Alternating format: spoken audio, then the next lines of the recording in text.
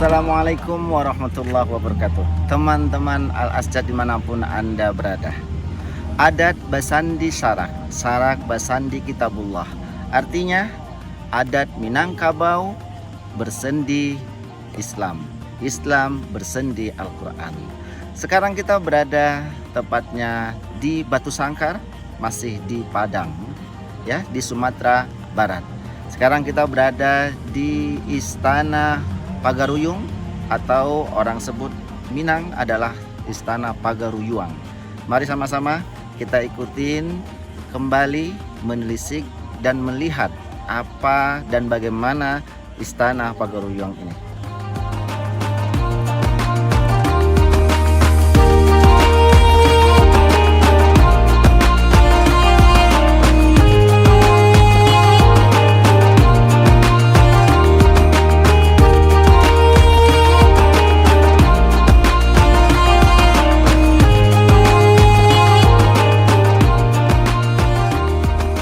Teman-teman Al-Asjad, dimanapun Anda berada, kali ini kita akan mengulas salah satu kerajaan yang ada di Sumatera Barat, yaitu Kerajaan Pagaruyung. Bahasa Minangkabau, Kerajaan Pagaruyuang adalah kerajaan yang pernah berdiri di Sumatera. Wilayahnya terdapat di dalam Provinsi Sumatera Barat dan sebagian Provinsi Riau sekarang. Nama kerajaan ini dirujuk dari nama pohon nibung atau ruyung. Kerajaan ini runtuh pada masa Perang Padri setelah ditandatanganinya perjanjian antara kaum adat dengan pihak Belanda yang menjadikan kawasan Kerajaan Pagaruyung berada dalam pengawasan Belanda.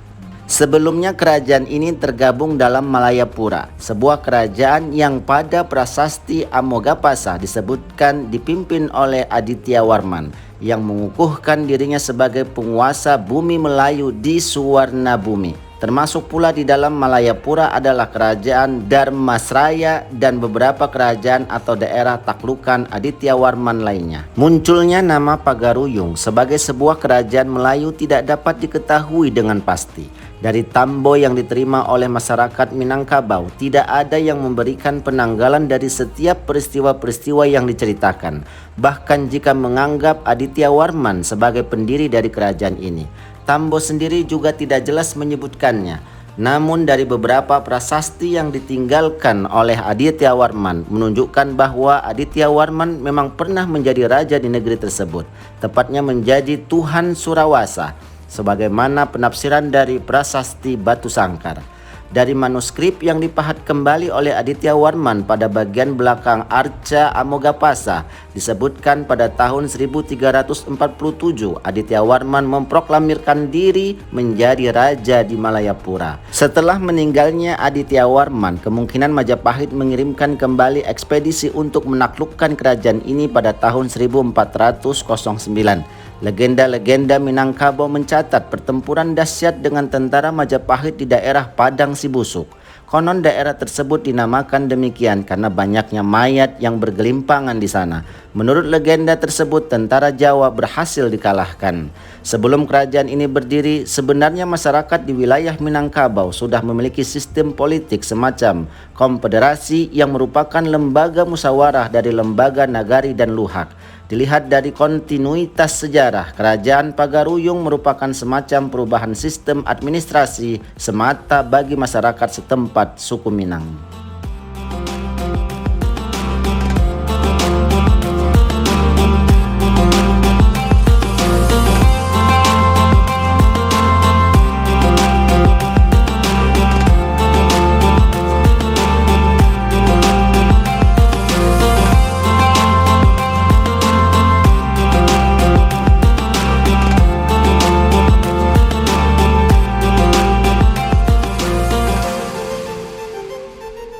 Teman-teman Al-Asjad, dimanapun Anda berada, pengaruh Hindu-Buddha di Sumatera bagian tengah telah muncul kira-kira pada abad ke-13, yaitu dimulai pada masa pengiriman ekspedisi Pamalayu oleh Kertanegara, dan kemudian pada masa pemerintahan Aditya Warman dan putranya Anangga Warman. Kekuasaan dari Aditya Warman diperkirakan cukup kuat mendominasi wilayah Sumatera bagian tengah dan sekitarnya.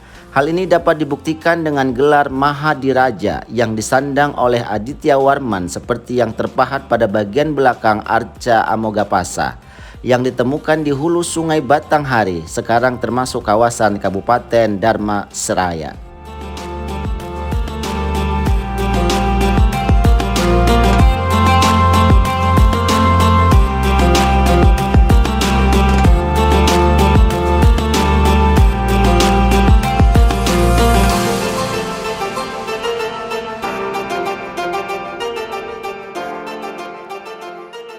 Teman-teman Al-Asjad dimanapun Anda berada, kita sekarang berada di dalam Istana Pagaruyung. Di sini kita bisa menemukan peninggalan-peninggalan kerajaan pada waktu itu dan sekarang dimuseumkan seperti ini contohnya, dan yang ini juga replika Curiya Mudamgiri, dan di sudut-sudut yang lain juga banyak peninggalan-peninggalan bersejarah.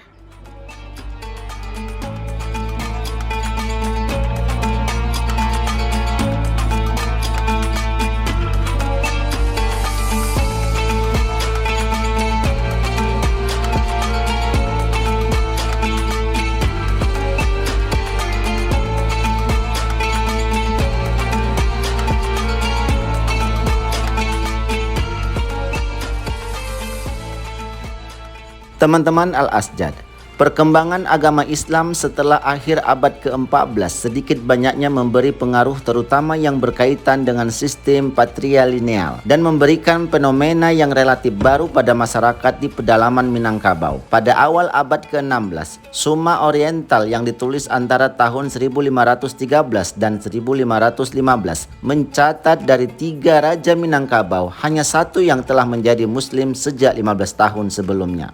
Pengaruh Islam di Pagaruyung berkembang kira-kira pada abad ke-16, yaitu melalui utusan musafir dan guru agama yang singgah atau datang dari Aceh dan Malaka.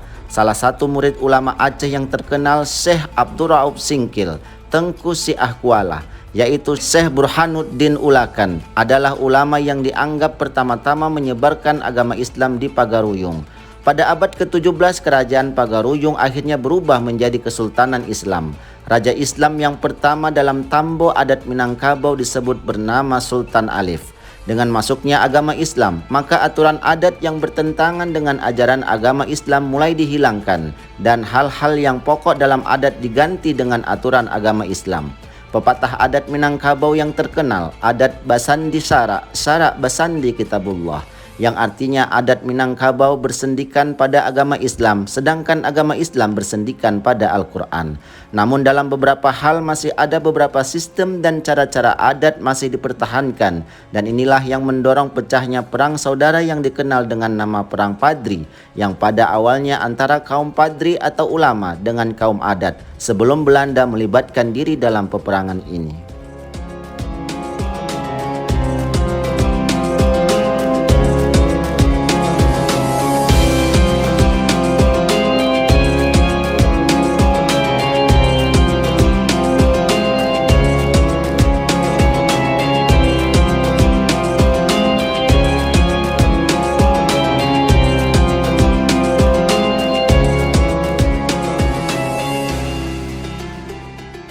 Teman-teman Al-Asjad dimanapun Anda berada, pengaruh kerajaan Pagaruyung melingkupi hampir seluruh pulau Sumatera seperti yang ditulis William Marsden dalam bukunya The History of Sumatra. Beberapa kerajaan lainnya di luar Sumatera juga mengakui kedaulatan Pagaruyung, walaupun bukan dalam hubungan pemberian upeti. Ada sebanyak 62 hingga 75 kerajaan kecil di Nusantara yang menginduk pada Pagaruyung, yang tersebar di Filipina, Brunei, Thailand, dan Malaysia, serta di Sumatera, Nusa Tenggara Timur, dan Nusa Tenggara Barat di Indonesia. Hubungan tersebut dibedakan berdasarkan gradasi atau hubungan, yakni Sapiah Balahan garis keturunan perempuan, Kuduang Karatan garis keturunan laki-laki, Kapak Radai, serta Timbang Pacahan yang merupakan keturunan kerajaan.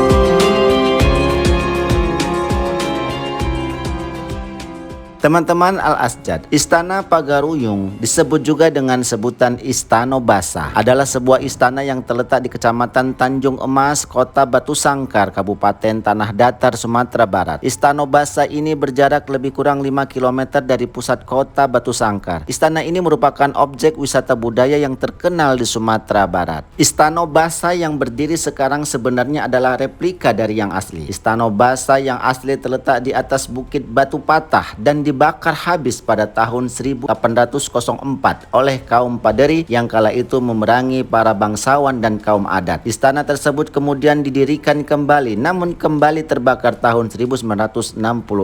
Proses pembangunan kembali Istana Basa dilakukan dengan peletakan tunggak tuo atau tiang utama pada 27 Desember 1976 oleh Gubernur Sumatera Barat waktu itu Harun Zain. Bangunan baru ini tidak didirikan di tapak istana lama, tetapi di lokasi baru di sebelah selatannya. Pada akhir 1970-an, istana ini telah bisa dikunjungi oleh umum. Pada malam tanggal 27 Februari 2007, Istana Basa mengalami kebakaran hebat akibat petir yang menyambar di puncak istana. Akibatnya bangunan 3 tingkat ini hangus terbakar. Ikut terbakar juga sebagian dokumen serta kain-kain hiasan. Diperkirakan hanya sekitar 15% barang-barang berharga yang selamat. Barang-barang yang lolos dari kebakaran tersebut sekarang disimpan di Balai Benda Purbakala Kabupaten Tanah Datar. Harta pusaka Kerajaan Pagaruyung sendiri disimpan di Istana Silinduang Bulan yang berjarak 2 km dari Istana Basa. Sementara itu, biaya pendirian kembali istana ini diperkirakan lebih dari 20 miliar. Istana tersebut selesai dibangun selama 6 tahun dan diresmikan oleh Presiden Republik Indonesia Bapak Susilo Bambang Yudhoyono pada Oktober 2013. Istana Pagaruyung asli dibangun seluruhnya dengan batang-batang kayu. Namun bangunan yang terbaru dibangun dengan struktur beton modern. Namun demikian, Istana Basa Pagaruyung tetap dibangun dengan mempertahankan teknik tradisional dan material kayu yang dihias dengan 60 ukiran yang menjelaskan filosofi dan budaya Minangkabau. Istana sendiri memiliki 3 lantai dengan 72 tiang dan gonjong sebagaimana pada umumnya rumah gadang yang dilekungkan serupa tanduk dari 26 ton serak ijuk. Istana ini juga dilengkapi dengan lebih dari 100 replika furnitur dan artefak antik Minang yang bertujuan agar istana dihidupkan kembali sebagai pusat budaya Minangkabau serta objek wisata di Sumatera Barat. Nasrun minallahi wa fathun qarib wa basyiril mu'minin. Teman-teman Asjad dimanapun Anda berada, demikian ulasan kita tentang Istana Pagaruyung atau Pagaruyung di kota Sumatera Barat ini, tepatnya di Batu Sangkar. Istana ini pada abad ke-16 masih dipengaruhi oleh Hindu-Buddha, tapi setelah abad 17 telah dipengaruhi oleh syariat Islam.